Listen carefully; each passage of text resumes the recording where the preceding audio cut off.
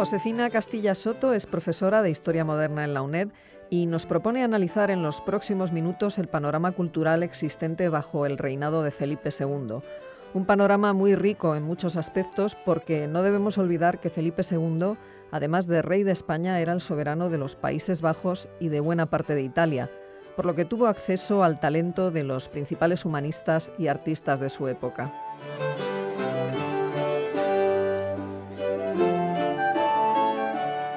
En España había que crear una nueva corte con un ambiente adecuado de arte y de música y en la que la monarquía se comportara como la promotora de la ciencia y el conocimiento. Para establecer las coordenadas culturales del reinado vamos a centrarnos en una serie de puntos que parecen fundamentales: el desarrollo de la ciencia y la técnica, las artes plásticas, la música, la educación y la producción literaria. En cuanto a la ciencia, parece ser que la ciencia española no existía como fenómeno unitario, sino que se descomponía en una serie de trayectorias discordantes, aunque el saldo final del panorama científico español resultó deficitario en varias ramas del saber. No obstante, nos encontramos en la etapa inicial de los tiempos modernos, ya que nace una nueva forma de concebir el conocimiento científico. Este se centraba, por un lado, en un interés por recuperar el saber de la antigüedad clásica, pero al mismo tiempo se planteaban críticas a los mismos saberes clásicos, por lo que estos se veían desde otra óptica. En el mundo medieval, la ciencia y la técnica anduvieron separadas, en concreto la técnica se menospreciaba. Sin embargo, esta tuvo una ascensión importante durante el Renacimiento. Este prestigio social de la técnica no se reflejaba solamente en las valoraciones de los pensadores, sino también en el interés que tenían por sus problemas y en la estima que demostraban por sus cultivadores, los máximos representantes del mundo de la cultura. Concretamente, en el Renacimiento español, e íntimamente unidas a la nueva valoración de la técnica, aparecieron las primeras manifestaciones claras de la idea de progreso. En la exaltación de lo moderno por encima de lo antiguo desempeñó un papel fundamental la circunstancia del descubrimiento de América. Sin duda, la capacidad técnica que esta empresa demostraba fue ampliamente utilizada como prueba de la superioridad del hombre moderno respecto de los modelos clásicos, tanto por los intelectuales que recibían las noticias de las nuevas tierras desde la metrópoli, como por parte de los primeros hombres de letras que vivieron en aquellas. En el mundo científico, el latín constituía el modo primordial de expresión. Sin embargo, ahora se introduce también la lengua vulgar en las obras científicas, lo que favoreció ampliamente la difusión de los conocimientos. Entre las ciencias que mayores beneficios y más decidido auxilio recibieron del rey Felipe II estaban la geografía y la estadística. Por mandato real se formó en el Escorial una especie de museo geográfico astronómico con gran acopio de globos, esferas, mapas, cartas de mar y tierra, construidos a mano con sumo estudio y trabajo. Alonso de Santa Cruz llevó a cabo un islario general en el que aparecían todas las islas hasta entonces descubiertas. Juan Martínez realizó 4 atlas, de los cuales se conserva uno de 1582. Merece destacarse por su importancia el álbum de mapas de España y Portugal, obra capital en el campo de la cartografía española del siglo XVI, atribuido al capellán real don Pedro Esquivel. En este sentido es también muy destacable la labor de la Casa de Contratación de Sevilla, la cual desplegó una loable labor científica a través de trabajos cartográficos y de formación de pilotos, a los que se permitía viajar a América mediante la obtención de un título, la Carta de Pilotaje. También la ciencia de los astros obtuvo notable depuración y desarrollo en el siglo XVI con el apoyo y la protección de Felipe II. Nebrija publicó un tratado de cosmografía, dando nueva forma a los estudios astronómicos. Antonio García Céspedes escribió, a su vez, las teorías de los planetas y propuso a Felipe II la fundación de un gran observatorio en el Escorial.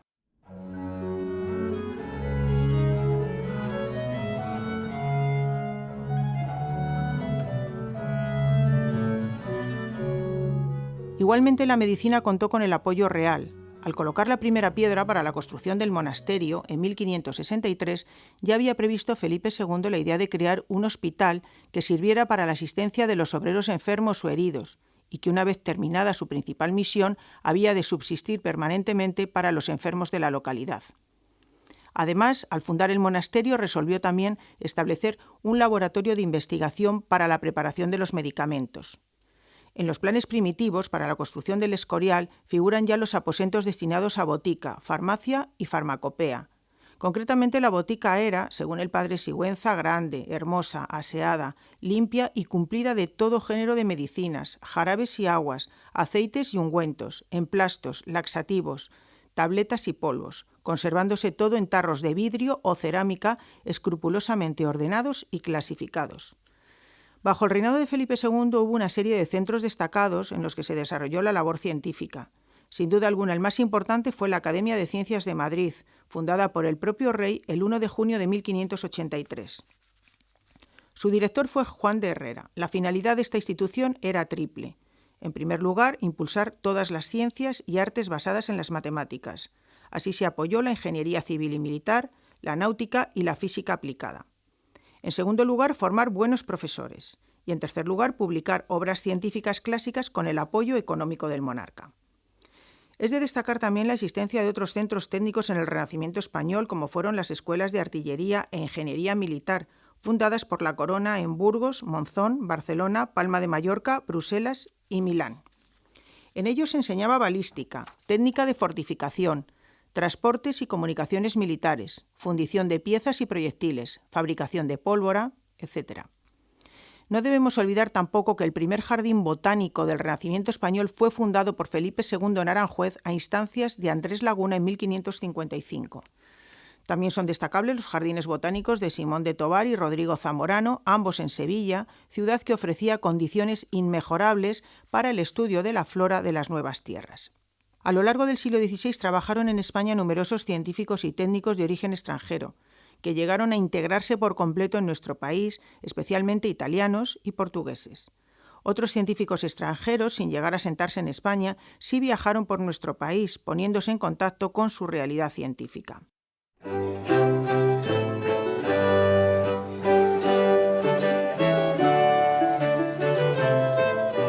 Entrando ya en el campo de las artes plásticas, concretamente en lo que se refiere a la arquitectura, el interés personal del rey fue muy claro.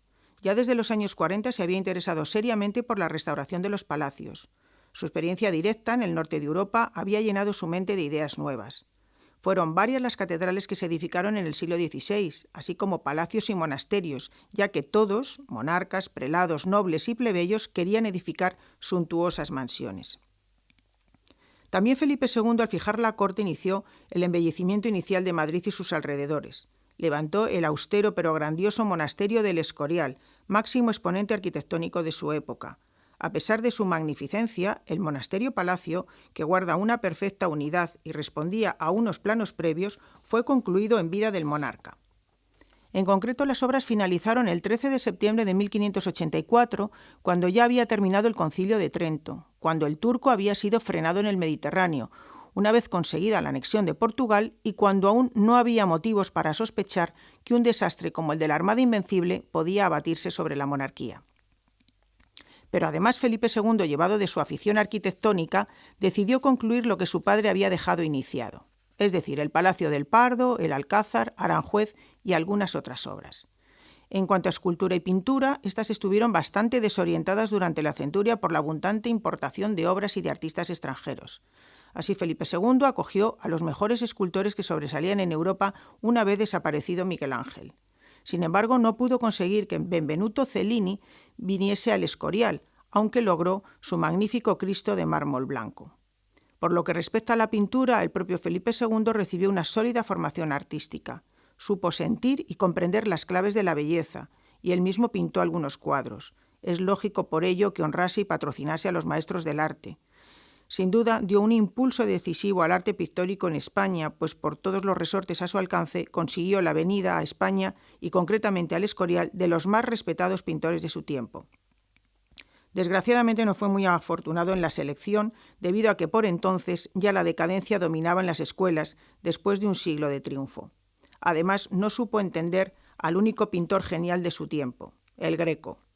Precisamente en 1577 encontramos al Greco trabajando en Toledo, para cuya catedral pinta el Espolio, cuadro polémico que comenzó a dispensarle tanto admiradores como detractores. Poco después fue llamado desde la corte para que acudiera a trabajar al Escorial. El Greco pintó para Felipe II el martirio de San Mauricio y la Legión tebana, pero el rey no aprobó la obra, por lo que el Greco regresó definitivamente a Toledo. Sin duda, la formación conservadora del rey le impidió comprender la técnica del Greco, esa nueva manera de captar la realidad. De cualquier modo, lo que sí es destacable es que el arte español en esta época era eminentemente religioso en todas sus manifestaciones. No en balde, el elemento religioso impregnaba todos los actos de la vida, tanto pública como privada.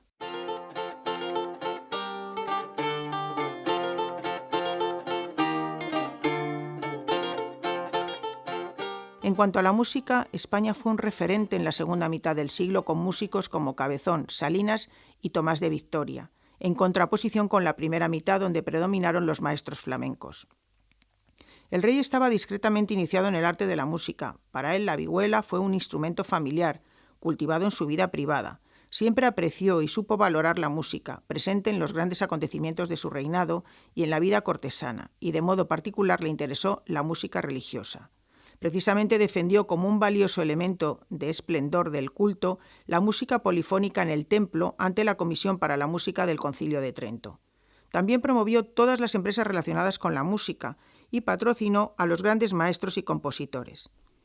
Felipe II, al que Monseñor Anglés, gran especialista en la materia, considera como el verdadero mecenas de la música española, se hizo cargo en 1555 de la capilla flamenca de Carlos V, rechazando la petición de Maximiliano II, su primo y cuñado, que deseaba tal herencia. Y recibió también a su servicio al organista Antonio de Cabezón, uno de los más interesantes organistas y compositores de música para órgano de la Europa del siglo XVI.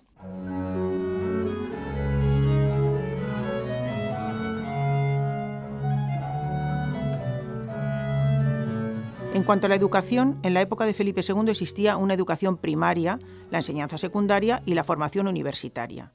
En las escuelas primarias se inculcaba el arte de aprender a leer y escribir en la lengua vernácula, a realizar cálculos aritméticos simples y a recitar partes del catecismo y algunas oraciones sencillas.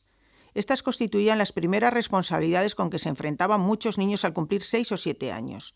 Para este fin se disponía de cartillas de abecedario, gramáticas españolas y cuadernos de lectura. Las técnicas pedagógicas apenas habían variado respecto a otras épocas: memorización, repetición, repasos y copias permanentes. La enseñanza primaria llegaba a los niños a través de distintas vías.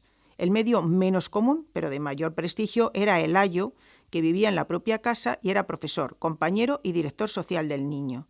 Estos solo eran frecuentes entre las familias aristocráticas. Una alternativa al ayo era la enseñanza particular fuera del hogar.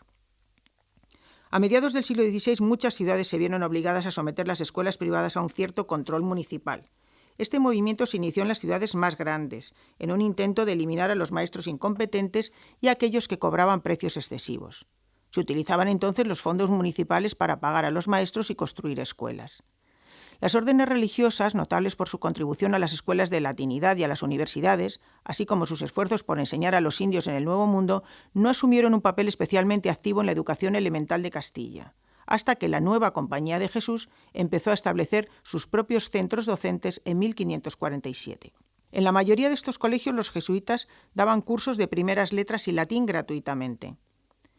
La enseñanza secundaria se llevaba a cabo en el colegio o escuela de gramática. Estas constituían una especie de esbozo de lo que luego sería la enseñanza media. La asignatura clave era la gramática latina, aunque también se impartía doctrina cristiana, geografía, historia, matemáticas, filosofía y retórica. El deseo municipal y popular existente en el siglo XVI de contribuir a la educación secundaria produjo un brusco ascenso en el número de escuelas de latinidad, hasta el punto de que éstas existían en prácticamente todas las ciudades importantes. Bajo los Austrias, también la Compañía de Jesús destacó en la enseñanza secundaria. Además, impartían enseñanza gratuita y ofrecían un programa bien organizado que duraba de 4 a 6 años y contenía estudios de gramática y filosofía, con formación adicional de teología, matemáticas, geografía, historia y astronomía, además de moralidad, autodisciplina y religión.